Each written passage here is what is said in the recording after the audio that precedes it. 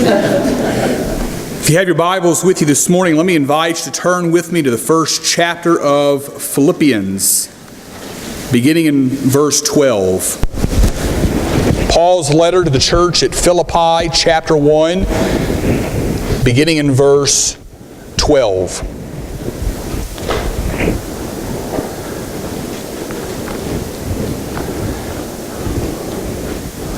The prophet Samuel writes, "And David put his hand into his bag, and he took from it a stone, and he slung it, and struck the Philistine on his forehead.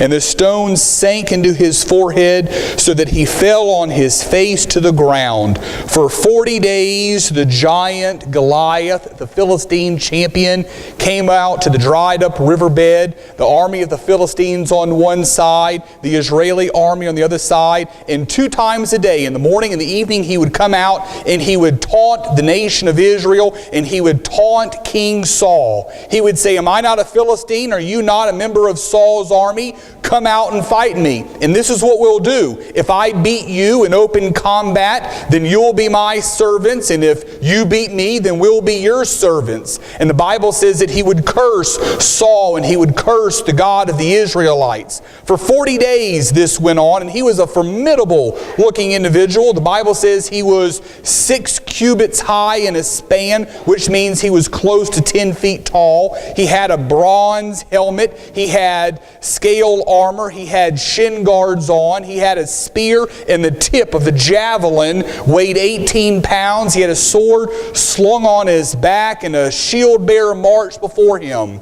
After 40 days, the young shepherd boy David came out. He heard the taunts of the Philistine. He was greatly offended. Word reached King Saul that someone had volunteered to step up and fight the giant. David is summoned. When Saul sees David, he's aghast, and he says, "I can't send you out to fight this man. He's a seasoned killer, and you're just a boy." And David replies, "But I have fought much bigger. God has delivered the hand of the paw of the lion and the bear into my hand, and the giant won't be any different." So David goes out to face the giant. He has in his hand the shepherd's staff and the sling. And the Bible says he goes down to the dried up riverbed, and he selects 5 smooth stones. When he faces the giant, Goliath taunts him. He says, "Am I a dog that you come to me with a stick?" And he says, "I'm going to kill you, and I'm going to give your carcass to the birds of the air and the beasts of the field." And once again, he curses Saul, the Israelites, and this time he curses David. David says, "You come at me with a sword and a spear, but I come at you in the name of the God of hosts, the God of Israel. God will deliver you into my hands." David ran to meet the giant.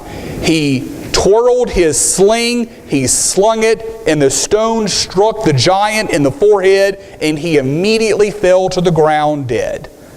Search the pages of the Bible, and again you will find a common theme. That God always uses things to bring about His divine plan. Whether it was the staff of Moses, whether it was the 300 lanterns of Gideon, whether it was David's sling, whether it was the Apostle Paul's pen. Paul is imprisoned in Rome under 2-year house arrest when he writes his letter to the church at Philippi. Philippians is nothing more, and I've shared this with you. Somewhere in the margins of your Bible, write this down. It's a love letter. It's a letter that deals with joy. It's a letter that deals with church unity and harmony. Notice that nowhere in Philippians does Paul address a doctrinal issue. There isn't doctrine, there isn't theology at fault here or being debated. It was simply a matter of church unity and harmony. He's writing to encourage it. And so we come to our sermon this morning, the passages that we're going to look at. And there are 3 observations that I want us to consider, 3 aspects concerning the Apostle Paul. I want us to consider Paul's chains. I want us to consider Paul's critics, and I want us to consider Paul's crisis. So having said that, if you have your Bibles with you this morning, let me invite you to follow along with me as I read, beginning in verse 12. "No, I want you to know, brethren, that my circumstances, that's a key word, circle it, highlight it, underline it. My circumstances have turned out for the greater progress of the gospel, so that my imprisonment in the cause of Christ has become well known throughout the whole Praetorian Guard and to everyone else, and that most of the brethren, trusting in the Lord because of my imprisonment, have far more courage to speak the word of God without fear. Some, to be sure, are preaching Christ even from envy and strife, but some also from goodwill. The latter do it out of love, knowing that I am appointed for the defense of the gospel. The former proclaim Christ out of selfish ambition rather than from pure motives, thinking to cause me distress in my imprisonment. What then? Only that in every way, whether in pretense or in truth, Christ is proclaimed. And in this I rejoice. Yes, and I will rejoice. For I know that this will turn out for my deliverance through your prayers and the provision of the Spirit of Jesus Christ, according to my earnest expectation and hope, that I will not be put to shame in anything, but that with all boldness Christ will even now, as always, be exalted, manifested in my body, whether by life or by death. For to me to live is Christ, and to die is gain. But if I am to live on in the flesh, and this will mean fruitful labor for me, and I do not know which to choose, but I am hard pressed from both directions, having the desire to depart and be with Christ, for that is very much better. Yet to remain on in the flesh is more necessary for your sake. Convinced of this, I know that I will remain and continue with you, all for your progress and joy in the faith, so that your proud confidence in me may abound in Christ Jesus through my coming to you again. So we come to our first observation this morning, which deals with Paul's chains. Paul never once complained about his chains. Rather, he consecrated them to God, and he asked that God would use them for the furtherance of the gospel. In fact, Paul's imprisonment opened doors of opportunity for his evangelistic endeavors. And if you look in your Bibles at verse 12, Paul uses a very interesting term to describe his circumstances. He uses the word progress. Now I want you to know, brethren, that my circumstances have turned out for the greater progress of the gospel. In the original language of the New Testament, the word progress also means furtherance. It means advancement. It's an interesting term because it's a term that's used to describe the progress of an army or an expedition throughout the forest or over a mountain top. It's purely a Pauline term because it's only used 3 times in the New Testament, twice in Philippians and once in 1 Timothy. Paul writes these words, "Take pains with these things, be absorbed in them, so that your progress will be evident to all." And he goes on in verse 13 and verse 14, and he writes that because of his circumstances, being imprisoned, that there are certain results or consequences that have taken place. Number one, he has contact with the lost. Look what he says in verse 13. He says, "So that my imprisonment in the cause of Christ has become well known throughout the whole Praetorian Guard and to everyone else."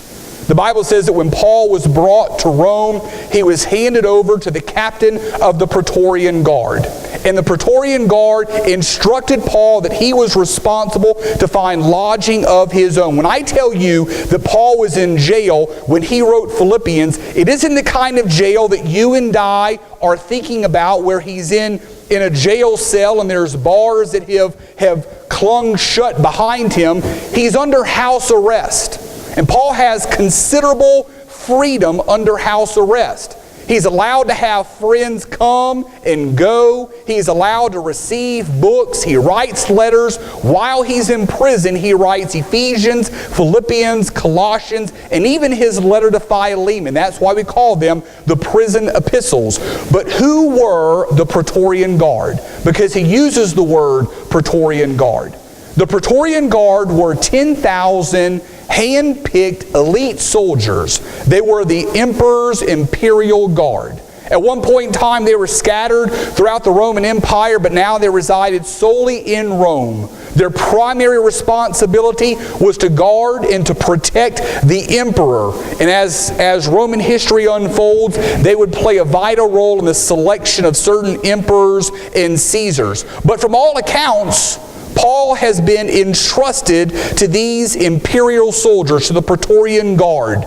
And so he's under house arrest, and he is literally chained to these Roman soldiers. And in Philippians, we don't know that he's chained. You've got to go back to Ephesians. In Ephesians chapter 6, verse 20, Paul writes, "For which I am an ambassador in chains, that in proclaiming it I may speak boldly as I ought to speak." Now, did you hear the word chains that Paul uses in Ephesians? The word chains that Paul uses is a description of a small chain that is attached to a prisoner's wrist to that of a Roman soldier.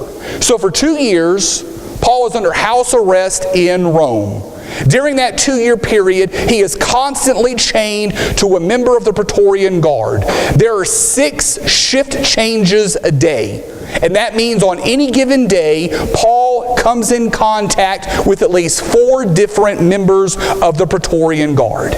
And ask yourself this question: what do you think is going on during that 2-year period? What kind of impact is Paul having on the members of the Praetorian Guard? I've already shared with you, he wrote Philippians, he wrote Ephesians, he wrote Colossians, he wrote Philemon. So as Paul is sitting down and he's coining these letters, this Greek soldier, the Roman soldier, is peering over his shoulder and he is reading the letter. You've got to believe that he had guests come and go, and as guests came and went, Paul would pray with them. Paul would share the plan of salvation. On the Sabbath, they would have worship services, and as a result, during that 2-year period, many, many members of the Praetorian Guard are converted to Christianity, and they scatter the good news throughout the Roman Empire. Look what he says in verse 13. Not just the Praetorian Guard, but everyone else has heard about Paul's circumstances.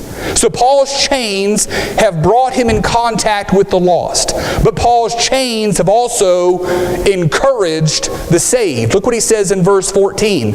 He says, "There are many in Rome who have been emboldened because of my circumstances." Apparently there was a very large Christian community in Rome.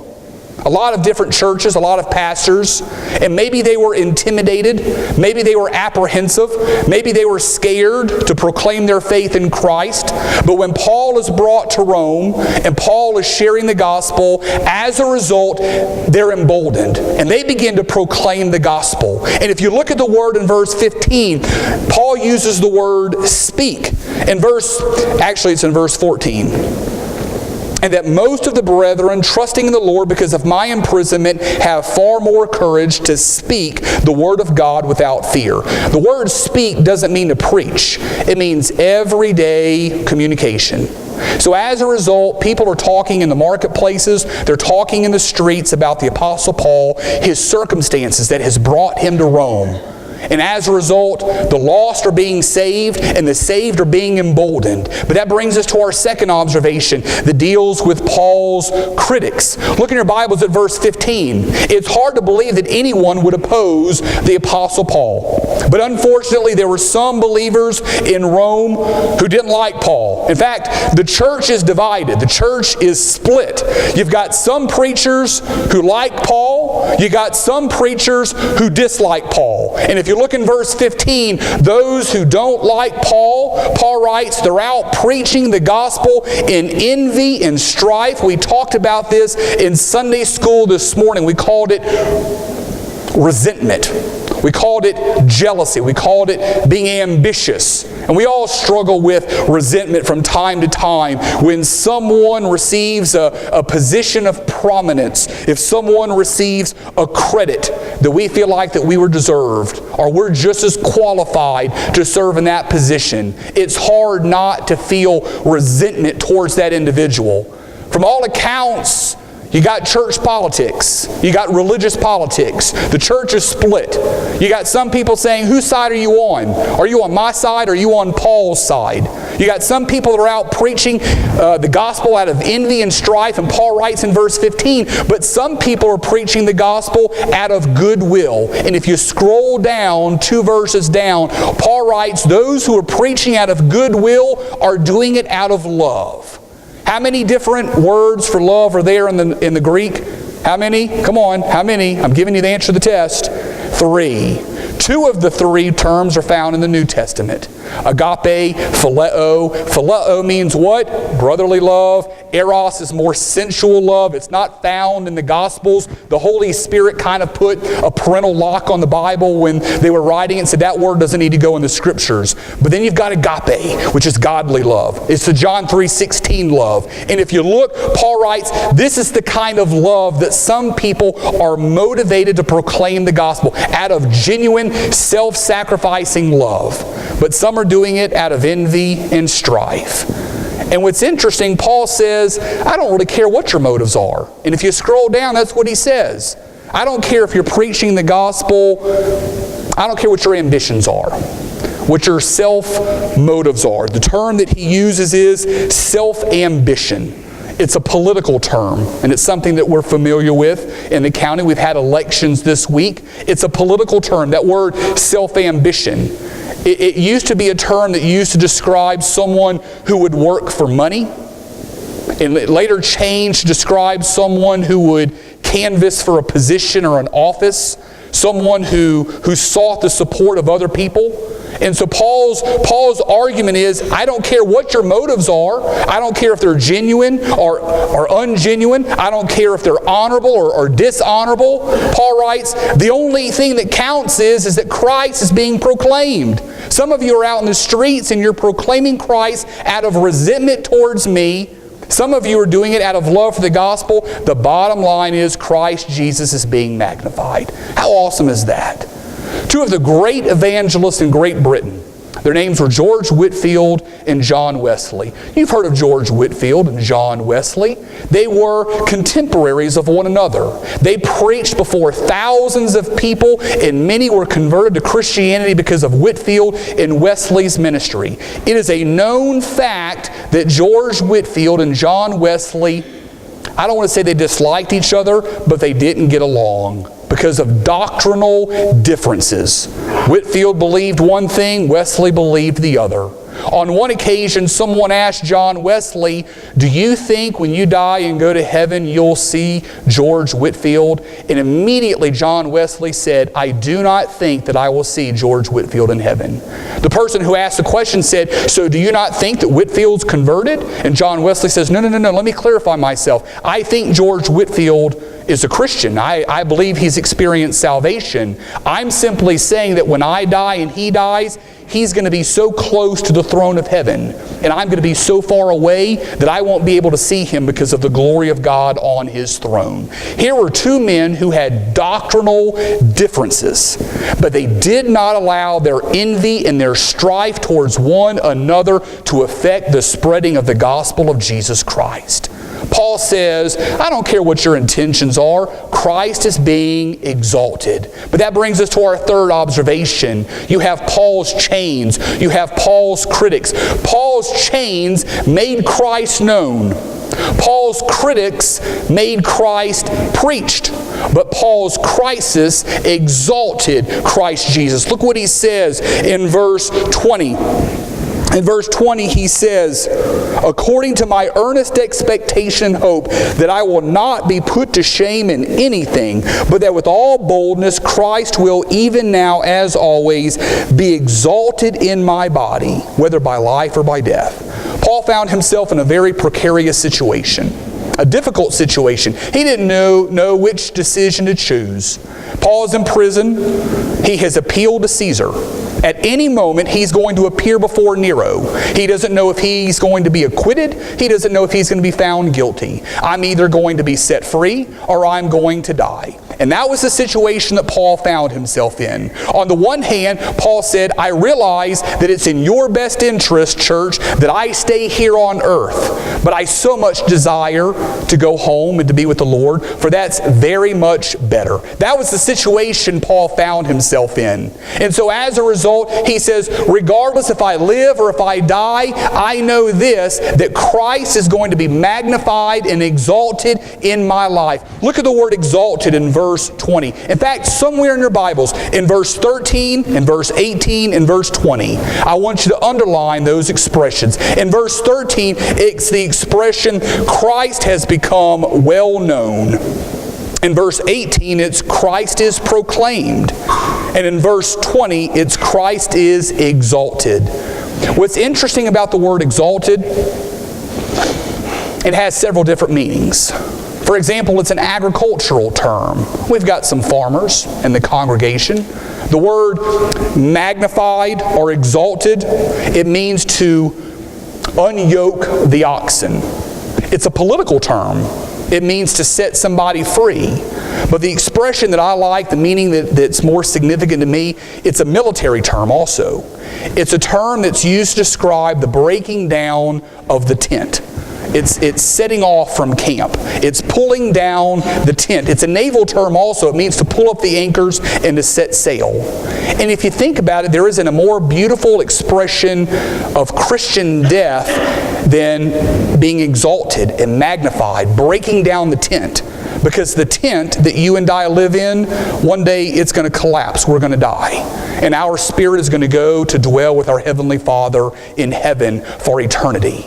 And Paul writes, whether I live, whether I die, I know this, Christ is going to be exalted in my life. And then look at verse 21, because you can't study the book of Philippians without being familiar with verse 21. Paul writes, for to me to live is Christ and to die is gain. What are your motives in life? Take out the word Christ and take out the word gain. For some people, life deals solely with finances. For me, to live is money, and to die is loss. For other people, it's fame, it's glory. For me, to live is fame, and to die is to be forgotten. For some people, it's power. For me, to live is power, and to die is a squander, it's a waste. What are your motives? Paul writes, for me to live is gain, is Christ, and to die is gain. Remember last week I shared with you that there were 4 thieves that Paul identifies that want to steal your and my joy. In chapter 1, it's circumstances. Paul writes that circumstances want to steal from you your joy in life. In chapter 2, it's people. Paul writes that there are people that want to steal from you your joy in Christ. In chapter 3, it's things, it's material possessions. Paul writes that some people, they can't see the forest because of the trees. They can't be happy because they're constantly consumed with the things that they own and they possess. In chapter 4, it's worry. Worry seeks to steal from us our joy. Go back to verse 12. There's the key word, circumstances. Now I want you to know, brethren, that my circumstances have turned out for the greater good, the greater progress of the gospel of Jesus Christ. What circumstances are you facing today? What circumstances are you enduring? Some of you here today, you're struggling with life's difficulties. Some of you may not be. If you're not, just wait. If you wait long enough, you'll experience life's trials and tribulations. Paul would say, regardless of your circumstances in life, use those circumstances to glorify Christ Jesus. Join me in a word of prayer.